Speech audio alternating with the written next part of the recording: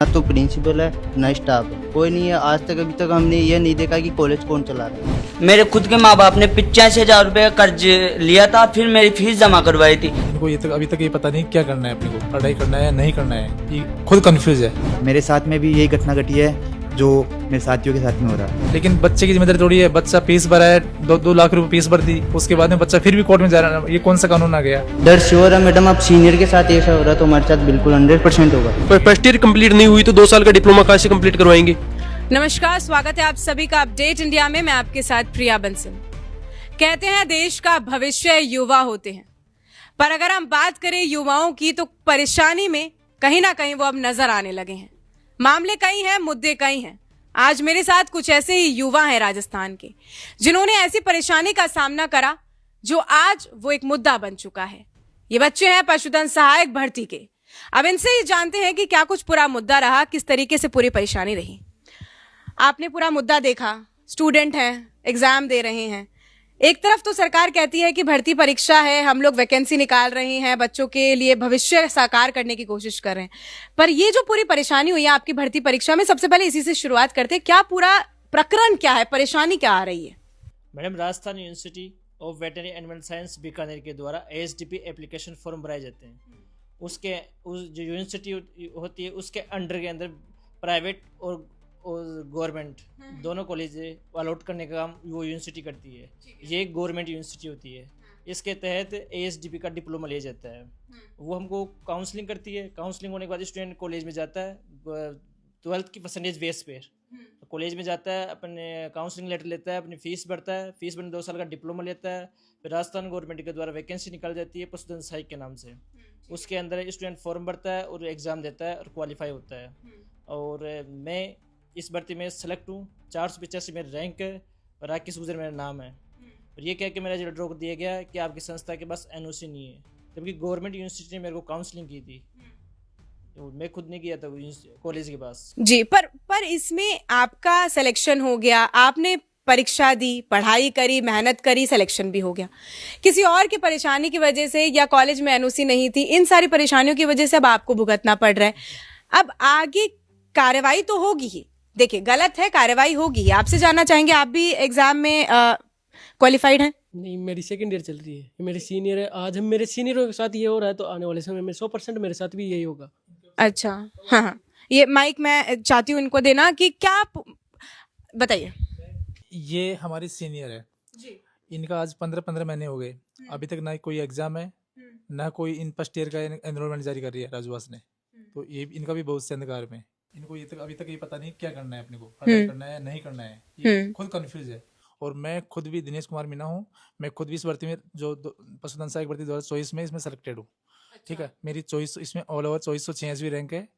तो मेरा भी लास्ट फाइनल रिजल्ट प्रोविजनल डाल दिया गया, उसमें ये कहा गया है कि ये आपकी जो राजस्थान सरकार से मान्यता प्राप्त NOC नहीं है, जिस संस्थान से आप डिप्लोमा किए थे। तो मैडम ये तो हमारे काम नहीं है। आपने किस संस्थान से डिप्लोमा किया था? श्री हंस निम्बार्क वेटनरी इंस्टीट्यूट है, रुंडल गाँव, आमेर, जयपुर में। अच्छा, हाँ। तो उस एक संस्थान को जो राजवास यूनिवर्सिटी बीकानेर ने उसने खुद ने अलॉट किया हमारे को, काउंसलिंग से भेजा है। उसके कहने पे हमने 85,000 प्रति ईयर 2 साल का डिप्लोमा है, वहाँ पे फीस जमा करवा के हमने वहाँ से कंप्लीट किया है। उसके आधार पर मेरी भर्ती आती है पशुधन सहायक भर्ती। तो इसमें मैंने इसके फॉर्म भरा, तैयारी की और DV करवाया। DV करवाने के बाद में DV के टाइम में हमारे को मालूम चला कि आपकी कॉलेज को NOC नहीं है, क्योंकि हमारी जो 9 कॉलेज है, ये 9 कॉलेज 2700 बच्चों को राजवास ने काउंसलिंग कर चुकी है। हाँ, ये एक तरीके से भ्रामिक चीजें देखने को मिल रही है, क्योंकि एक तरीके से भ्रामिक गतिविधि दिख रही है। कॉलेज ने आपको एडमिशन भी दे दिया, कॉलेज ने आपको पढ़ाई भी करवा दी, कॉलेज में आपने फीस भी सबमिट कर दी, सारे काम हो गए हैं। उसके बाद जब समय आया, जब इन लोगों की जॉब भी लग गई, तब राजस्थान गवर्नमेंट कहती है कि कॉलेज के पास, जिस संस्थान से आपने पढ़ाई करी है, उस संस्थान के पास NOC ही नहीं है। भविष्य अंधकार में बच्चे का गया।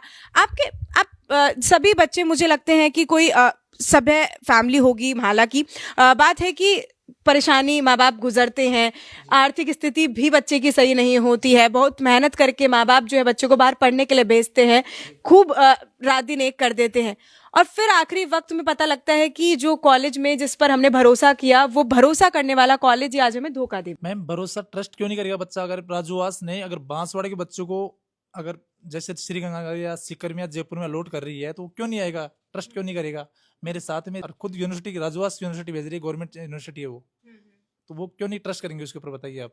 अब गवर्नमेंट ही अगर बच्चों के साथ ऐसे भविष्य के साथ खिलवाड़ कर रही है तो क्या करेंगे और बच्चे? आपकी भर्ती परीक्षा ये 2024 की है, हाँ। तो आपको लगभग 1.5 से 2 साल का समय बीत चुका है। मैम 3-4 साल हो गए कंटिन्यू। 22-23 वाले सेशन था हमारा फर्स्ट ईयर 22। हाँ, तो अब हमारी क्या अपेयरिंग चल रही थी इसमें डिप्लोमा, तो हमने साथ में तैयारी भी की और डिप्लोमा चल रहा था। आप लोगों ने बताया कि आप लोग अभी सिर्फ सेकेंड ईयर में हैं, और आप लोगों को भी कहीं ना कहीं अब डर होगा कि अगर हमारे साथ भी सेम ही चीज़ होती है तो हमारा पैसा भी बर्बाद होगा, समय भी बर्बाद होगा। तो अभी क्या कॉलेज में आपने जो संस्थान है उनमें प्रिंसिपल से बात करी, जो वहाँ के डीन है उनसे कुछ बातचीत हुई, किस तरीके का कोई आश्वासन दिया उन लोगों ने? आपसे जानना चाहेंगे। अभी तो वर्तमान में तो जिसने हमें फीस जमा कराई थी ना हमने, वो है ही नहीं यहाँ पे, कॉलेज में नहीं है। और 1-2 का स्टाफ है, वो बोलते हैं कि ये काम कॉलेज वालों का है, ये हम लाएंगे। हमने बोला हमें ये चीज़ लिखित में दे दो और मोहर लगा दो कॉलेज की कि ये काम कॉलेज वालों का है, हम कुछ नहीं करेंगे। लेकिन उन्होंने ये मना कर दिया और अभी कोई बच्चे ही नहीं जा रहे। 200 बच्चे जाते थे, अभी एक भी बच्चा नहीं जा रहा कॉलेज। तो राजस्थान यूनिवर्सिटी जो है जयपुर में, उसमें आप गए, वहाँ के किसी प्रिंसिपल से आपकी कोई बातचीत हुई, कोई प्रोफेसर से आपकी बातचीत हुई? नहीं, वहाँ पे तो बोलते हैं ना, ये हमने हमारी तरफ से तो वैलिड है डिप्लोमा, आप ये काम है पशुपालन विभाग का है।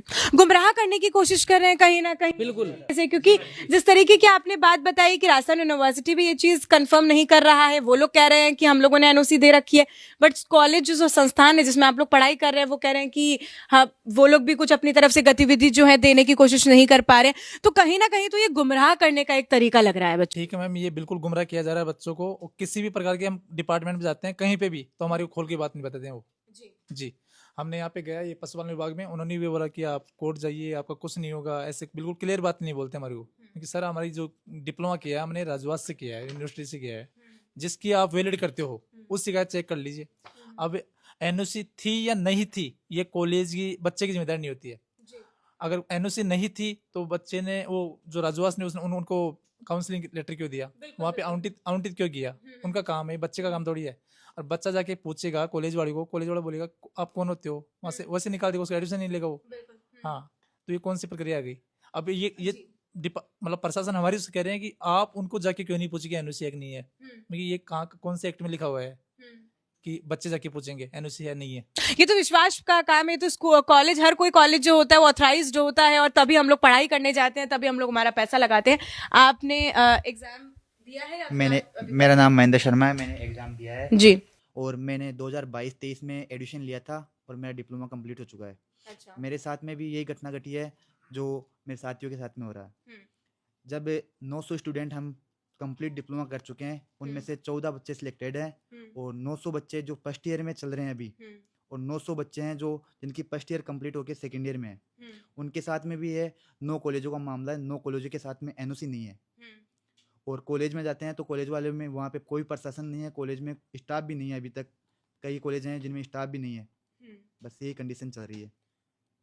अभी आप लोगों ने किसी तरीके से कोई कोर्ट में मुद्दा उठाया, किसी तरीके की रिट आपने कोई फाइल करी, कुछ हुआ? बच्चे जानते हैं कोर्ट में 2700 क्या? मैम अभी बच्चे कोर्ट में कैसे जाएंगे? जानते नहीं क्या कोर्ट होता है, क्या होता है, क्या नहीं होता है।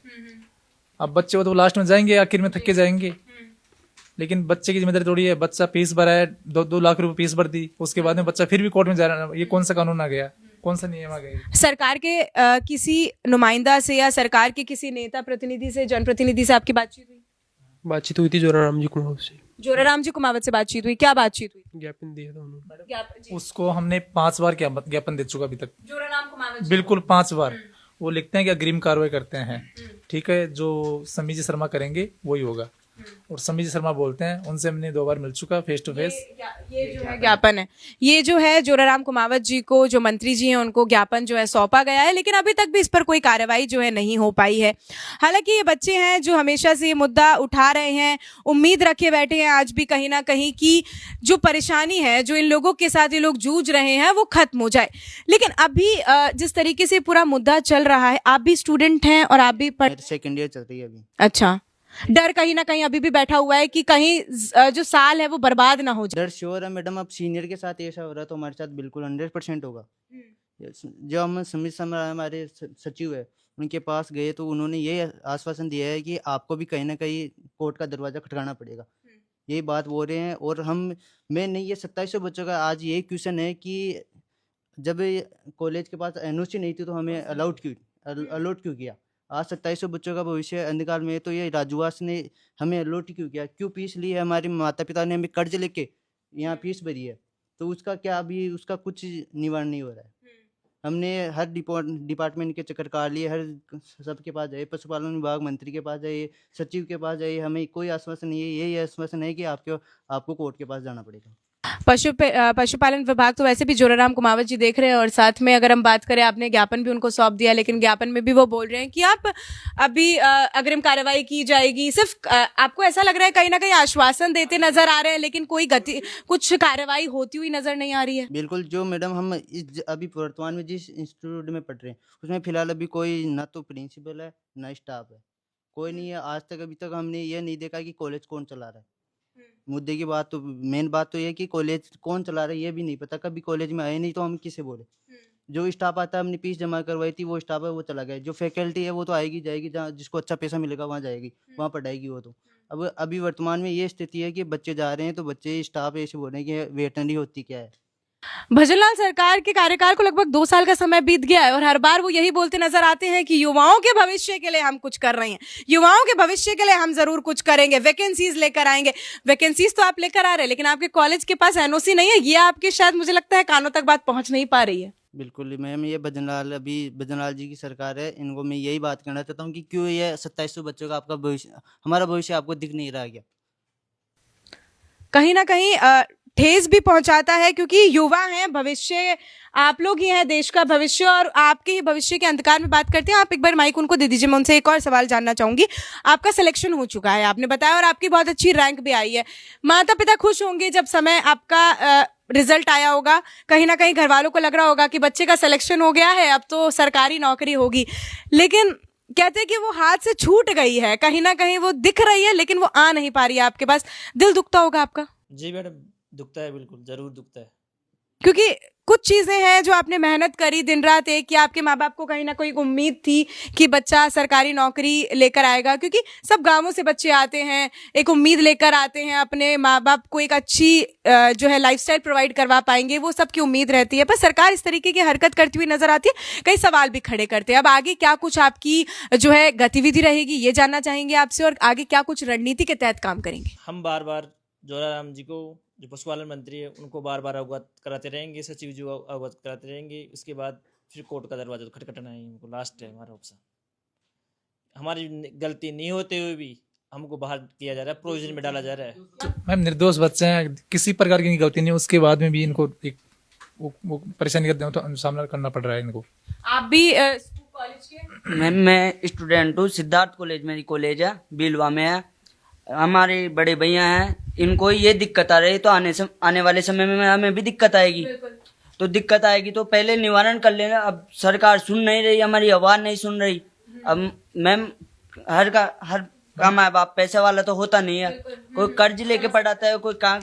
मेरे खुद के माँ बाप ने 85,000 रुपये का कर्ज लिया था, फिर मेरी फीस जमा करवाई थी। अब उसके बावजूद भी हमें परेशानियों का सामना करना पड़ रहा है। मैम सेशन 1 साल का होता है, इनका 15 महीने हो गए अभी तक। 15 महीने हो गए, 15 महीने से सेशन, एक ही सेशन चल रहा है। अभी तक इनकी एग्जाम नहीं करी। अब फर्स्ट ईयर वालों की एनरोलमेंट जारी नहीं हो रही, राजवास यूनिवर्सिटी ने रोक रखा है। हमारे 15 महीने हो गए, 15 महीने से हमारे ना तो एग्जाम करवा रहे। हमारी 5 अक्टूबर से क्लासेस चल रही है, आज 7 फरवरी हो गई, 7 जनवरी हो गई है मैम। अभी तक हमारे कोई एग्जाम का कोई डेट फिक्स नहीं है, कोई कुछ नहीं है। और बस कॉलेज किसी भी भरोसे चल रहा है क्या? कुछ भी हो रहा है क्या कॉलेज के? जब डिप्लोमा 2 साल का होता है तो हमारे 2 साल 15 महीने हो गए, 15 महीने में हमारे फर्स्ट ईयर कंप्लीट नहीं हुई तो 2 साल का डिप्लोमा कहाँ से कंप्लीट करवाएंगे? और डिप्लोमा का मतलब ही यही होता है कि समय सीमा के अंदर जो है सारी चीजें हो पाए, एग्जाम हो पाए, इसलिए बच्चा डिप्लोमा भी करता है कि बड़ी डिग्री से बेटर है कि डिप्लोमा हो जाए, समय के अंदर काम हो जाएगा और अच्छी नौकरी भी प्राप्त कर पाएंगे। लेकिन अब ये पशुधन सहायक भर्ती के जो बच्चे हैं, कहीं ना कहीं आज भी यही उम्मीद लगाए बैठे हैं कि जल्द से जल्द सरकार जो है इनकी मांग सुनेगी। जो पशुपालन विभाग के जो मंत्री हैं जोराराम कुमावत, उनको भी उन्होंने ज्ञापन सौंपा है। हालांकि 3 से 4 बार ज्ञापन सौंपने के बावजूद भी उस पर उन्होंने कोई कार्रवाई नहीं की। दिया। उन्होंने बार बार आश्वासन दिया, हालांकि सरकार आश्वासन देती है, आश्वासन देती हुई नजर आती है, लेकिन ये युवा कहां तक आश्वासन सिर्फ सुनते रहेंगे, कब तक जो है धरातल पर काम नहीं होगा। अब ये प्रश्न सिर्फ आप तक छोड़ते हैं, आप लोग कमेंट बॉक्स में जरूर बताएं हमें कि आने वाले वक्त में इस पर क्या हो सकता है, क्या कुछ कार्रवाई की जानी चाहिए। लगातार आपको अपडेट देते रहेंगे मामले पर। मैं आपके साथ प्रिया बंसल और आप देख रहे हैं अपडेट इंडिया जयपुर।